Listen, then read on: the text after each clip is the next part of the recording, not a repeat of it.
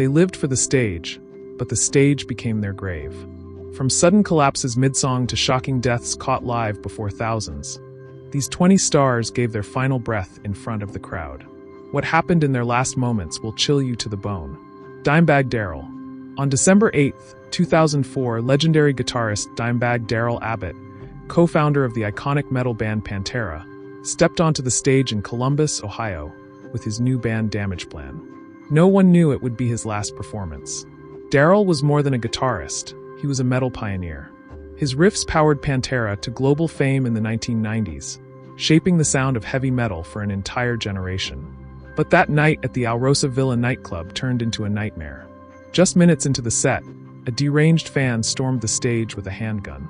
Before anyone could react, he opened fire. In front of hundreds of stunned fans, Dimebag was shot multiple times at point-blank range. Chaos erupted. Bandmates, crew, and fans tried desperately to stop the shooter, but the attack ended only when police stormed in and fatally shot the gunman. Darrell was pronounced dead at just 38 years old. The metal world was shattered. His death wasn't just tragic, it was unthinkable. Millions of fans mourned across the globe. Dimebag Darrell was laid to rest at Moore Memorial Gardens Cemetery in Arlington, Texas. His coffin, a custom Kiss-themed design gifted by Gene Simmons himself, reflected the flamboyant spirit he carried through life.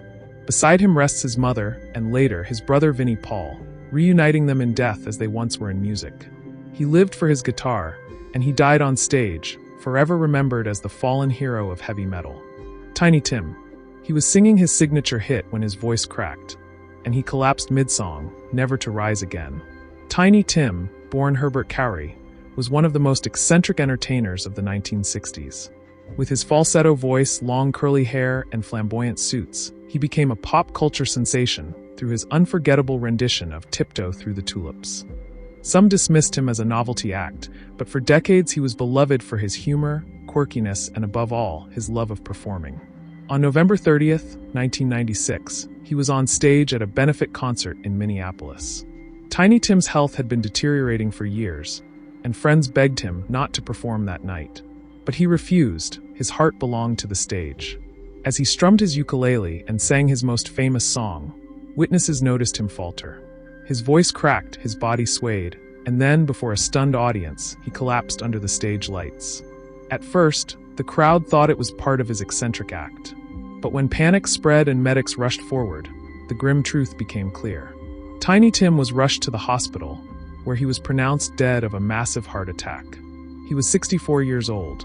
He was buried at Lakewood Cemetery in Minneapolis, under his real name, Herbert Cowrie. Tiny Tim's final breath came on stage, with the song that made him famous echoing into eternity. Mark Sandman Morphine. One minute he was playing a bass line that shook the crowd, the next he collapsed and never got up again. Mark Sandman was the deep voice and driving force behind the alternative rock band Morphine. With his two-string slide bass and smoky vocals, he created a sound that was dark, raw, and unforgettable. The band rose to cult fame in the 1990s, known for their haunting mix of rock, blues, and jazz. On July 3, 1999, Morphine was performing at a festival in Palestrina, Italy. Thousands of fans gathered under the summer night sky as the band played. Midway through the set, Sandman suddenly clutched his chest and collapsed on stage. At first, the audience thought it was a dramatic gesture. But as bandmates rushed to his side, the music stopped and panic filled the air. Paramedics raced to revive him, but it was too late. Mark Sandman was pronounced dead from a massive heart attack at the age of just 46. His sudden death shocked the alternative music world, cutting short a career that still felt unfinished. Sandman's funeral was held in Cambridge, Massachusetts, where friends, family, and fans mourned the loss of a true original. He was laid to rest at Mount Auburn Cemetery, a quiet place far removed from the noise of the stage he loved. He gave his life to music, and in the middle of a song, the stage claimed him forever. David Olney. He died mid-song, guitar in hand, without ever falling from his chair. David Olney was a respected folk singer and songwriter, admired in Nashville circles for his storytelling and poetic lyrics. Over a career spanning 4 decades, he released more than 20 albums and influenced artists like Emmylou Harris and Steve Earle. Though never a household name, he was cherished as a songwriter's songwriter. On January 18, 2020, Olney was performing at the 30A Songwriters Festival in Florida. Sharing the stage with fellow musicians, he was in the middle of a heartfelt ballad when he suddenly fell silent. The audience and his bandmates at first thought he was pausing for dramatic effect. But then they realized he wasn't moving at all. Olney had suffered a fatal heart attack, but in an eerie moment of composure, he simply lowered his head and closed his eyes. He never slumped from his stool, never dropped his guitar. The crowd gasped as musicians rushed to his side, but the performance had already become his final one. He was 71 years old.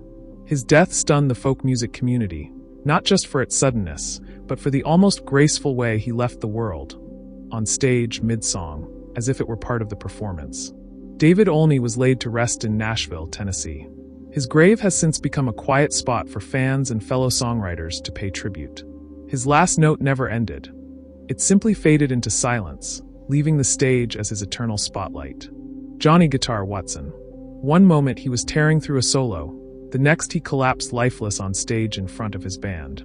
Johnny Guitar Watson was a blues and funk legend, famous for his fiery guitar style and flashy stage presence.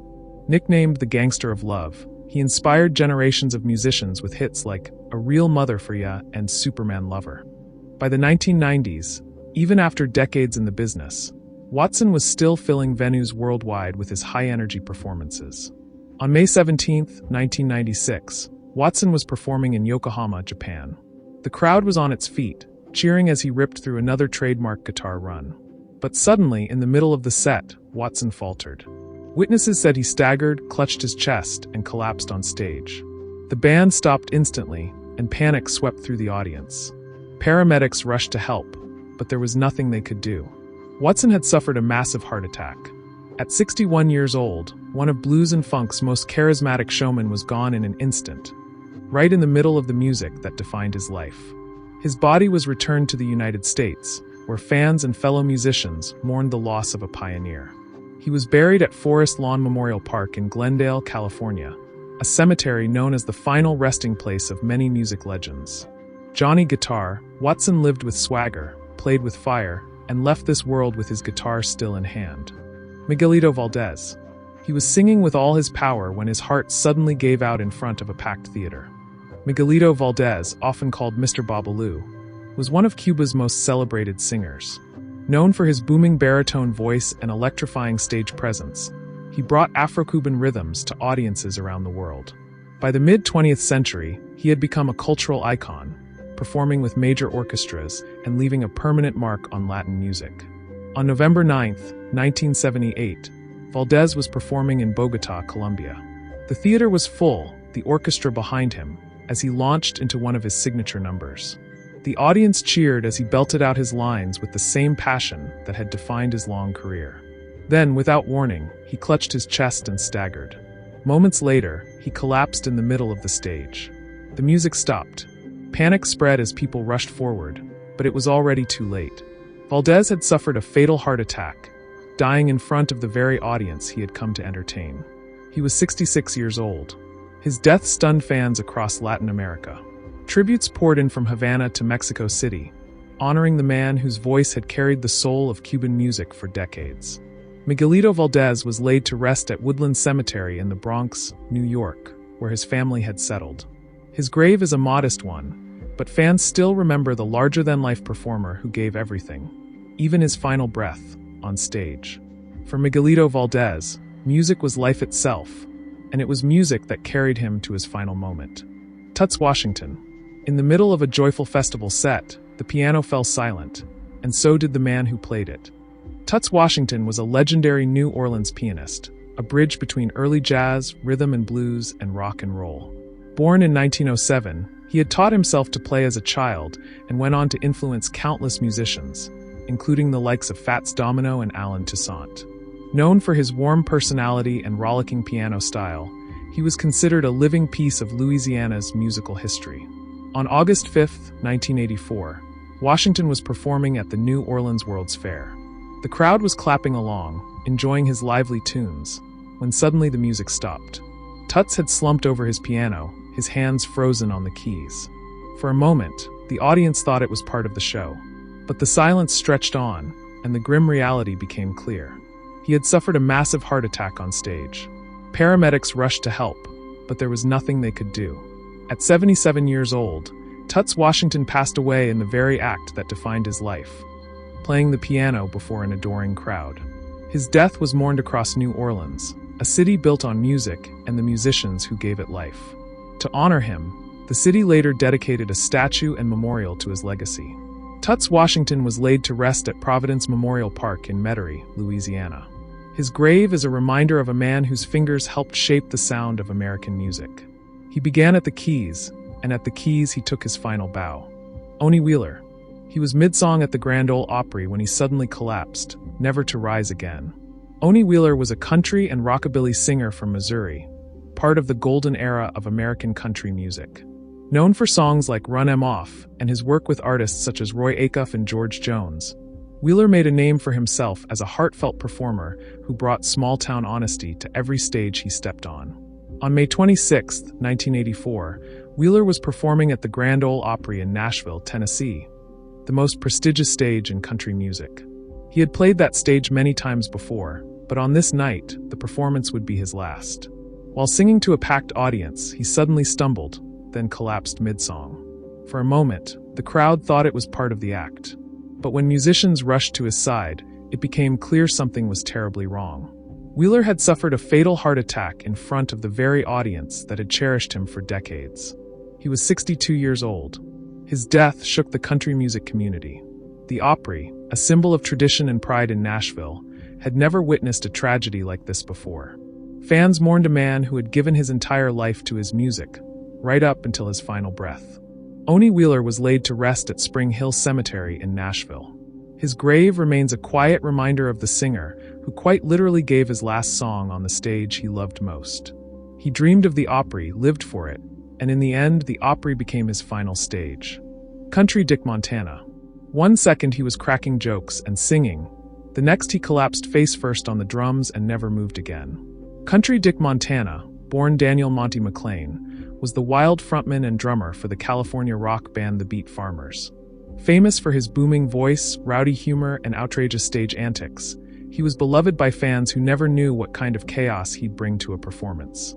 His shows were as much comedy as they were rock and roll, and that unpredictability made him unforgettable.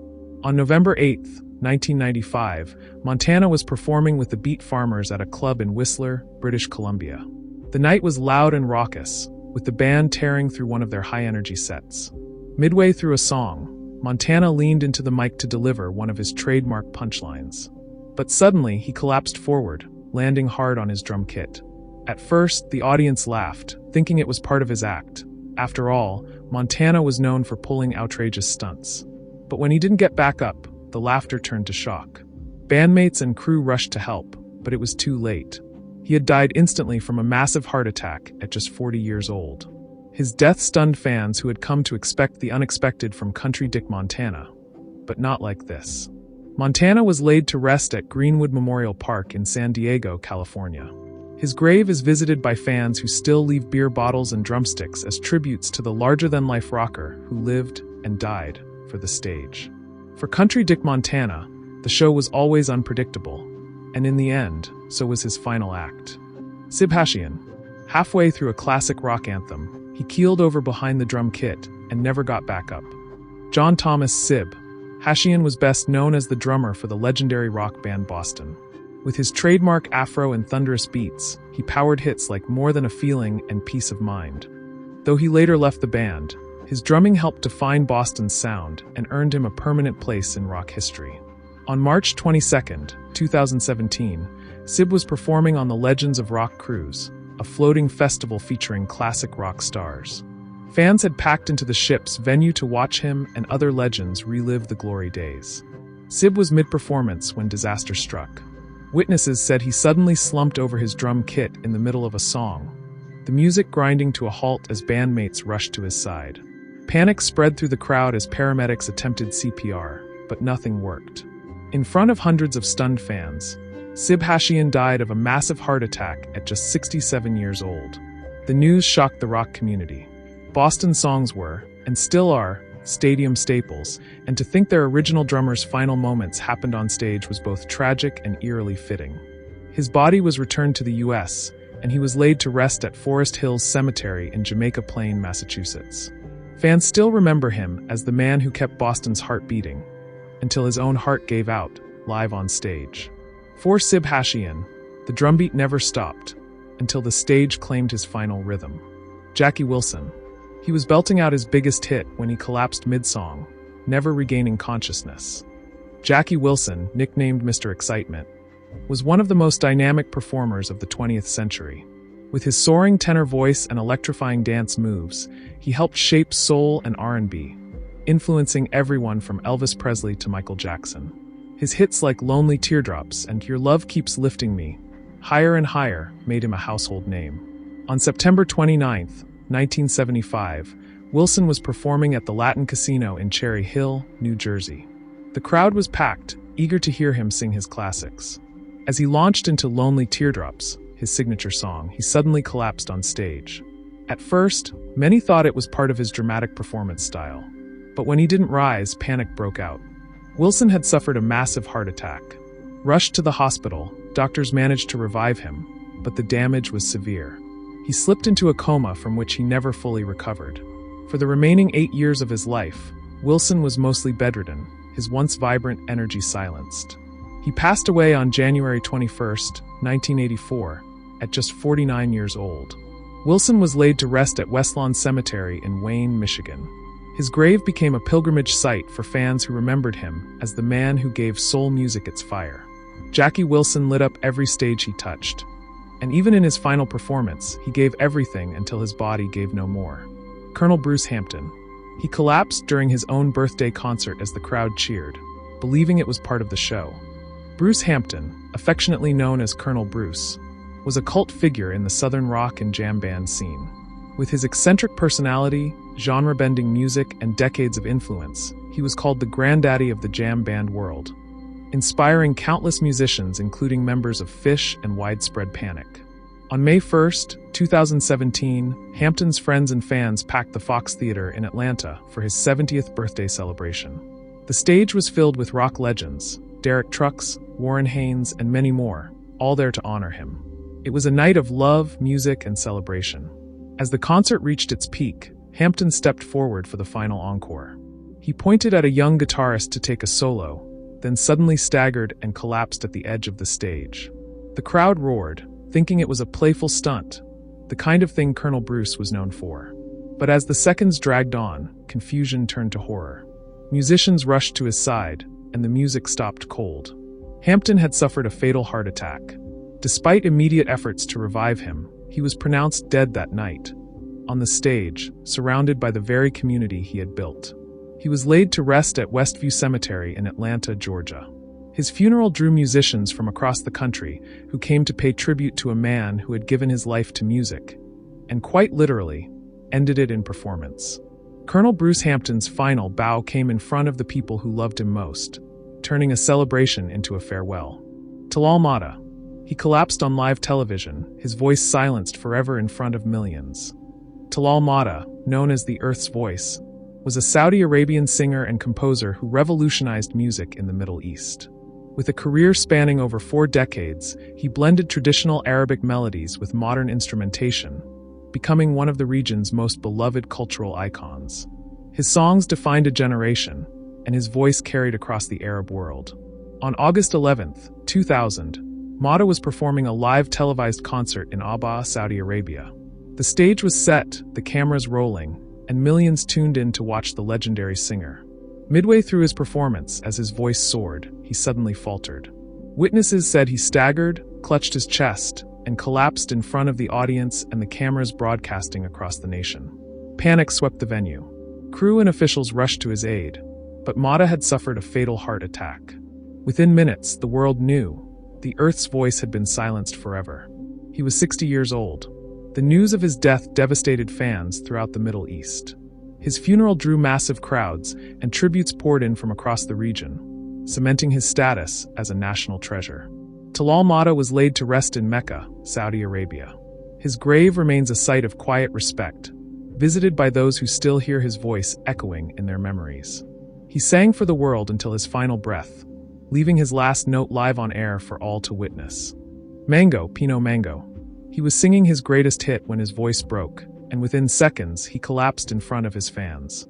Giuseppe Pino Mango, known simply as Mango, was an Italian pop-rock star whose unique blend of rock, folk, and Mediterranean sounds made him one of Italy's most cherished voices. Rising to fame in the 1980s, he captivated audiences with songs like Oro and Bella d'Estate, earning the nickname the Voice of Italy. On December 7, 2014, Mango was performing in Policoro, Italy, during a benefit concert. The venue was filled with loyal fans, many of whom had followed his career for decades. As he began singing Oro, his signature song, disaster struck. His voice cracked, he paused mid-lyric, and then he collapsed onto the stage. For a moment, stunned silence gripped the hall. Fans and bandmates rushed to his side, but the situation quickly turned dire. Mango had suffered a massive heart attack. He was rushed to a nearby hospital, but doctors could not save him. At 60 years old, one of Italy's most iconic voices was gone. The entire nation mourned his passing. His sudden death became front-page news, and tributes poured in from across the Italian music world. His songs, already timeless, suddenly took on an even deeper poignancy. Mango was laid to rest in his hometown of Lago Negro, Italy. His grave has since become a place of pilgrimage for fans who leave flowers, notes, and records in memory of the man whose voice defined a generation. He gave Italy its soundtrack, and fittingly, he gave his last note on stage. Fatman Scoop. The crowd was jumping to his anthem when he suddenly collapsed, leaving the stage in stunned silence. Isaac Freeman III, better known as Fatman Scoop, was a Grammy-winning American rapper and hype man. Famous for his booming voice and high-energy performances, he became a global star with his club anthem, Be Faithful, a track that still fills dance floors worldwide. Known for electrifying crowds, Scoop's presence was larger than life, making every show a party. On August 30th, 2024, he was performing at a music event in New York City. The night was packed with energy, fans shouting his name as he commanded the stage. In the middle of hyping the crowd, his voice booming over the mic, Scoop suddenly stumbled. Within seconds, he collapsed, shocking the audience that had been singing along only moments earlier. At first, many thought it was part of his act, but panic quickly set in as crew members rushed to his side. Emergency services arrived, but despite desperate attempts to revive him, Fatman Scoop was pronounced dead at the scene. He was only 53 years old. News of his sudden death sent shockwaves across the music industry. Tributes poured in from DJs, rappers, and fans around the world who had danced to his music for decades. Social media was flooded with clips of his legendary performances, immortalizing the hype man who could make any crowd move.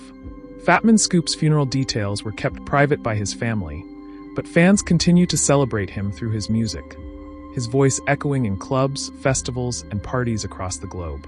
He was the life of the party, and in the middle of the music he loved, his heart gave out. Costa Titch. He was rapping to a roaring festival crowd when he suddenly collapsed, shocking thousands in an instant.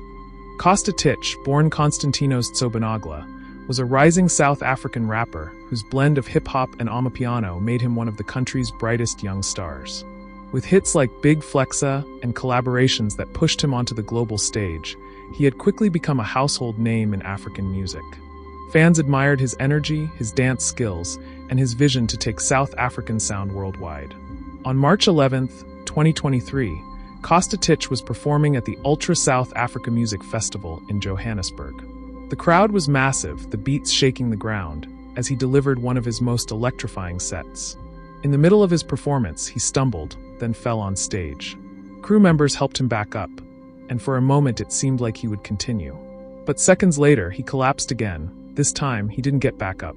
Panic spread through the festival as medics rushed to his side. Despite their efforts, Costa Titch was pronounced dead shortly after.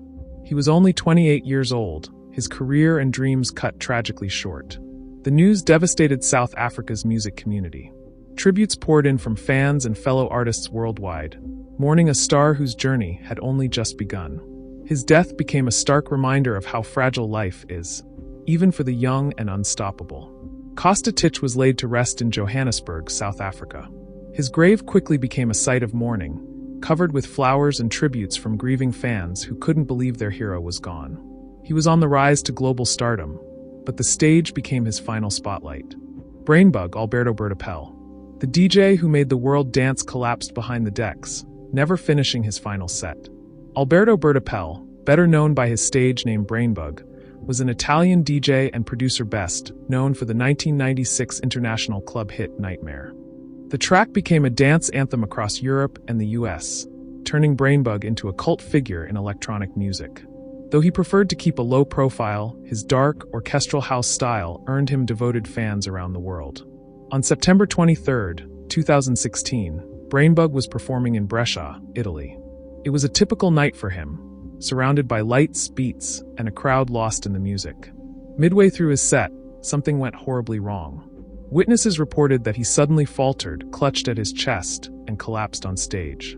At first, many in the audience thought it was part of the performance. But when the music cut and panic spread, it became clear it was no act. Medics rushed to the scene, but despite their efforts, Alberto Bertapelle was pronounced dead of a sudden heart attack. He was just 53 years old. His death shocked the electronic music community.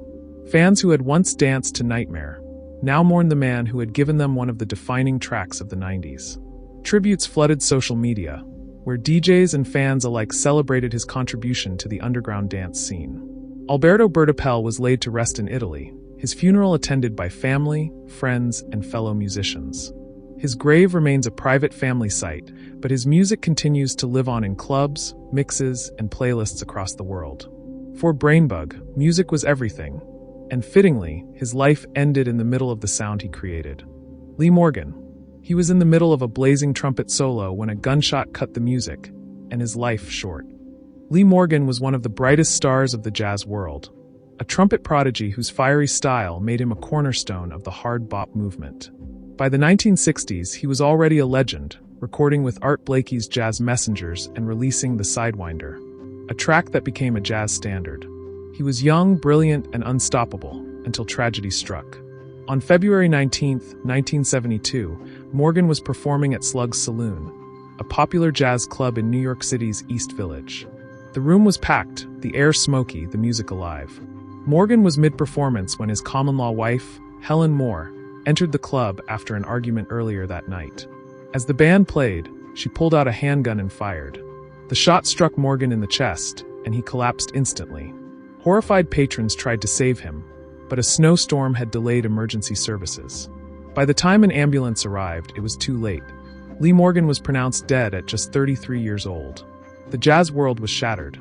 A genius cut down not by illness or accident, but by violence, in the very place where he made his art. His death robbed music of one of its most promising voices, leaving fans to wonder what more he could have created. Lee Morgan was buried at Mount Zion Cemetery in Queens, New York.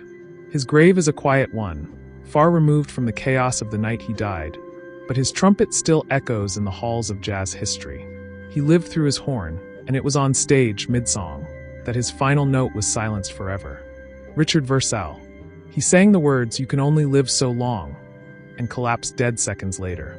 Richard Versalle was an American operatic tenor, admired for his powerful voice and commanding stage presence. Though he began his opera career later in life, he quickly gained recognition for his performances with the Metropolitan Opera in New York City, where he took on some of the most demanding roles in the repertoire. On January 5, 1996, Versalle was performing in the Macropulos case at the Met. The opera itself is a haunting story about immortality and the inevitability of death. In a chilling twist of fate, as Versalle sang the line, "You can only live so long," he suddenly collapsed on stage from a massive heart attack. At first, the audience thought it might be part of the performance. The words he had just sung hung eerily in the air. But when the curtain fell abruptly and the cast rushed to his side, the tragic truth became clear. Versalle was pronounced dead at 63 years old. His final performance cut short in the most hauntingly symbolic way imaginable. The opera world was stunned. To die mid-performance is tragic enough, but to collapse immediately after delivering a line about the brevity of life made his death unforgettable. His passing became one of the most chilling moments in opera history. Richard Versalle was laid to rest in Michigan, his home state. His grave is a quiet one, far from the grand stages he once commanded, but his final moment ensured his name would never be forgotten. In life, he sang about mortality, and in death, he embodied it in a way no audience will ever forget. Leslie Harvey. One touch of a microphone sent a deadly jolt through his body, killing him instantly on stage.